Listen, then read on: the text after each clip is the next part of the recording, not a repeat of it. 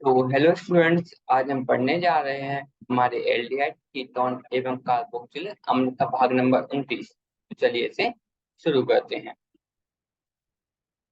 तो सबसे पहले देखते हैं कि आज हम क्या पढ़ने वाले हैं। तो आज हम पढ़ेंगे कार्बोक्सिलिक अम्लों की अम्लता पर प्रतिस्थापियों का प्रभाव। ठीक है, आज हम देखने वाले हैं कि कार्बोक्सिलिक अम्लों की अम्लता कैसे कम या फिर ज्यादा होती है जब उनमें हम कोई भी हाइड्रोजन के हटा जगह पर हटा के कोई भी चीज को जोड़ देते हैं। ठीक है, चलिए से शुरू करते हैं। कार्बोक्सिलिक अम्लों की अम्लता पर प्रतिस्थापियों का प्रभाव। जो हमारे प्रतिस्थापियां हों उनको हम जोड़ने यहाँ पर हटाने वाले हैं। ठीक है, प्रतिस्थापाए प्रतिस्थापित संयुग्मी क्षारक के स्थानीयत्व को प्रभावित करते कर सकते हैं, अतः कार्बोक्सिलिक अम्लों की अम्लता की को भी प्रभावित करते हैं।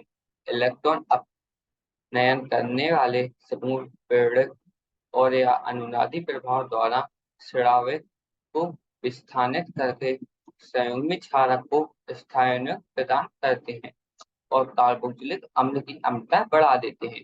इनके विपरीत इलेक्ट्रॉन दाता समूह संयुग्मी क्षारक के अस्तित्व प्रदान करके अम्लता घटा देते हैं। देखिए सीधी सीधी चीज यह दी गई है। मान लीजिए, चलिए मैं एक बेंजीन लिख के बताता हूँ। ठीक है, एक बेंजीन ले ली मैंने, यहाँ पर जड़ा हुआ है मेरा COOH।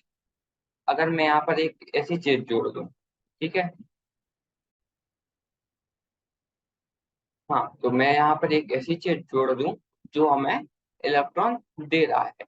ठीक है, इलेक्ट्रॉन अगर वह दो दे रहा है हमें, तो वह हमारी अम्लता को घटा देगा।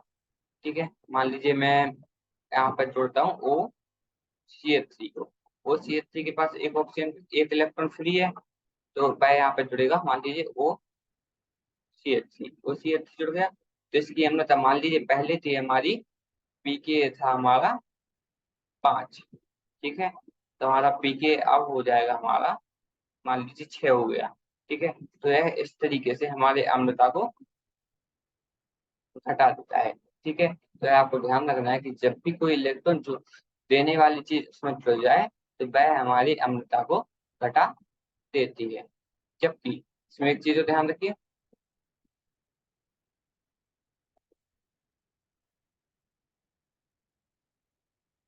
मान लीजिए यहाँ पर मेरा COOH है, ये हमारी बेंजीन है। ठीक है, यहाँ पर मैं जोड़ देता हूँ, यहाँ पर मैं जोड़ रहा हूँ NO2 को। NO2 क्या करता है, NO2 को इलेक्ट्रॉन की जरूरत है, वह इलेक्ट्रॉन निकालने वाला है। इलेक्ट्रॉन निकालेगा तो इसकी अम्लता हमारी बढ़ जाएगी। मान लीजिए पहले इसका मान जैसे हमने 5 माना था, ठीक है, इसका पीके मान हमारा 5 है, तो अब इसके पीके मान बचेगा 4। जैसे जैसे हमारा पीके मान कम होता जाता है, वैसे वैसे उसकी अम्लता बढ़ती जाती है। ठीक है, यह आपको ध्यान रखना है। ओके, ठीक है,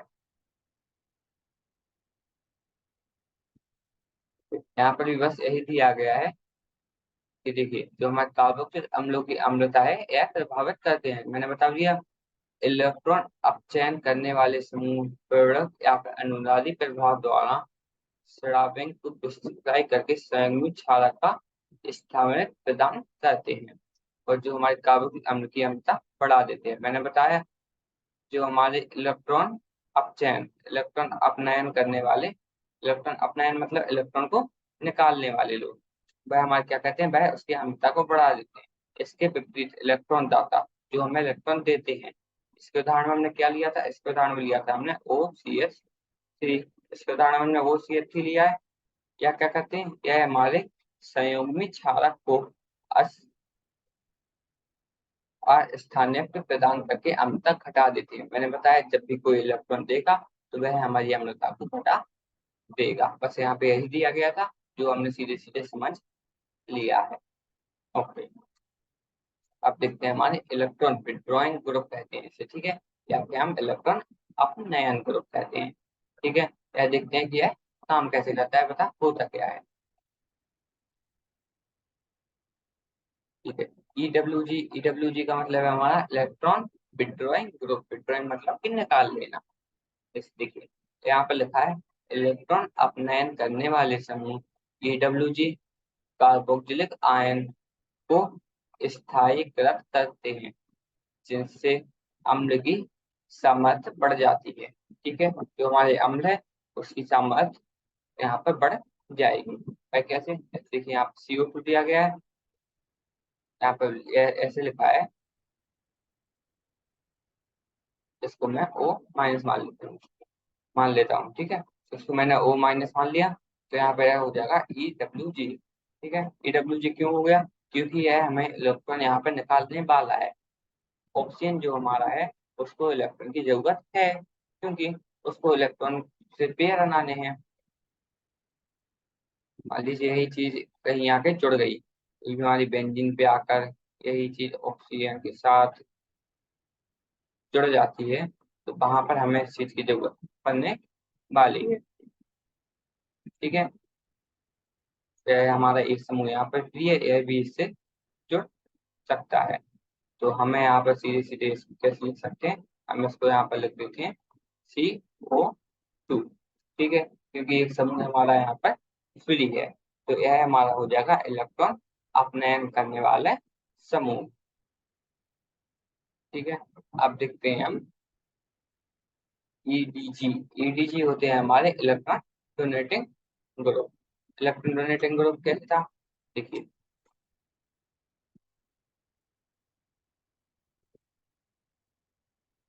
हम्म, ठीक है। हाँ, उसमें एक चीज मैं बताना भूल गया, इलेक्ट्रॉन विड्रॉइंग में यह क्या करता है? यह हमारे CO2 से इलेक्ट्रॉन को निकालता है, ना कि हमारा CO2। ठीक है, यहाँ पर यह जो हमारा CO2 है, इससे इलेक्ट्रॉन देखिए यह निकाल रहा है, इसलिए यह इलेक्ट्रॉन विड्रॉइंग है। यहाँ पर एरो बना हुआ है, इलेक्ट्रॉन जैसे ही निकल गया, ठीक है, इलेक्ट्रॉन यहाँ पर निकल जाएगा। जबकि जो हमारा इलेक्ट्रॉन डोनेटिंग ग्रुप है, इलेक्ट्रॉन डोनेटिंग ग्रुप क्या करता है? वह हमें ऑक्सीजन को, वो मतलब इलेक्ट्रॉन को दे रहा है, जिसे हम EDG की मतलब कि इलेक्ट्रॉन डोनेटिंग ग्रुप कहते हैं। ठीक है, तो इलेक्ट्रॉन दाता समूह जिसे हम EDG कहते हैं, कार्बोक्सिलेट आयन को अस्थायी बना देते हैं और अम्ल को दुर्बल कर देते हैं। या क्या कहते हैं? हमारी जो मैं कार्बोक्सिलेट आयन था, ठीक है, जो मैं कार्बोक्सिलेट आयन है उसको अस्थायी बना देते हैं।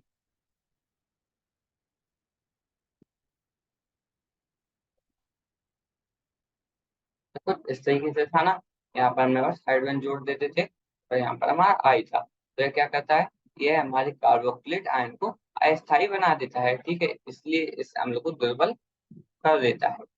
ठीक है, इतना समझ में आ गया है। अब देखते हैं आगे।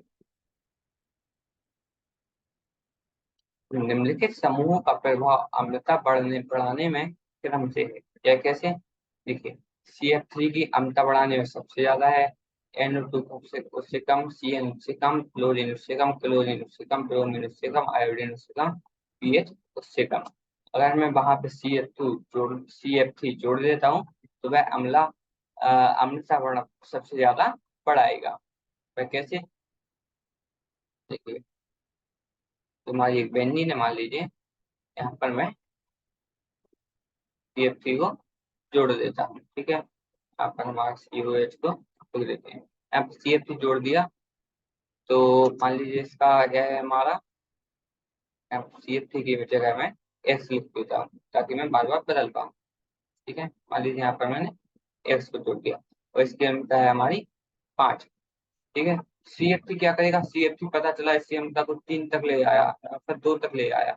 जबकि NO2 हमारी थोड़ी सी इससे कम ला पाएगा। उसी तरह CN उससे थोड़ा सा और कम ले पाएगा। F उससे कम, क्लोरीन उससे कम, ब्रोमीन उससे कम, और आयोडीन उससे कम, और हमारा लास्ट में बचा पीएच उससे भी कम। ठीक है, तो यह हमारे बढ़ते क्रम में यहाँ पर लिखे हुए हैं कि वह कैसे अम्लता पर प्रभाव डालते हैं। ओके, चलिए यहाँ पर देखते हैं। अतः निम्नलिखित अम्लों की उनकी घटती हुई अम्लता के आधार पर व्यवस्थित किया गया है। पीके मान क्रम में आधारित है। यह कैसे है, चलिए देखते हैं। CF3COOH, यह हमारी सबसे ज्यादा पीके मान होगा। उसके बाद होगा CCl3COOH, उसके बाद CH Cl2COOH, उसके बाद हमारा NO2CH2COOH और NCCH2COOH। अब देखिए, आपको ध्यान रखने की चीज क्या है, जितना ज्यादा पीके मान कम होता जाएगा उतनी ज्यादा हमारी उसकी अम्लता बढ़ती जाएगी। ठीक है, चलिए, बढ़ती हुई अम्लता के आधार पर।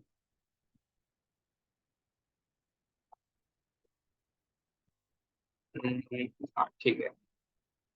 निम्नलिखित अम्लों को उनकी घटती हुई अम्लता के आधार पर व्यवस्थित किया गया है। देखिए, इनको किया भी क्या, कैसे गया है, उसकी अम्लतों की घटती हुई अम्लता के आधार पर, क्योंकि जैसे जैसे पीके का मान कम होता जाएगा वैसे वैसे हमारी अम्लता बढ़ती जाएगी, इसलिए यह घटते हुए आधार पर लिखे हुए हैं।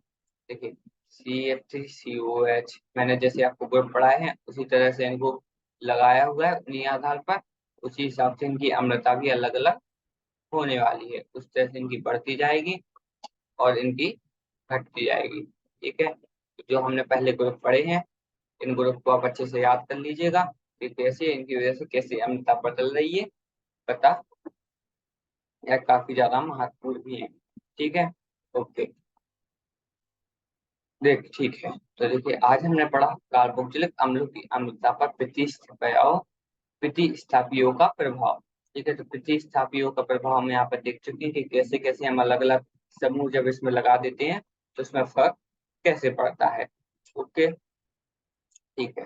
तो आगे हम क्या पढ़ेंगे, तो आगे हम पढ़ने वाले हैं कार्बोक्सिलिक अम्लों की अम्लता पर प्रतिस्थापियों का प्रभाव। अभी यह खत्म नहीं हुआ है, थोड़ा सा लंबा है, तो वो आगे आने वाले भाग में पढ़ लेंगे। ठीक है, ठीक है, बहुत बढ़िया। ओके, तो बस आज का भाग यहीं पे खत्म करते हैं। धन्यवाद, पढ़ते रहिएगा।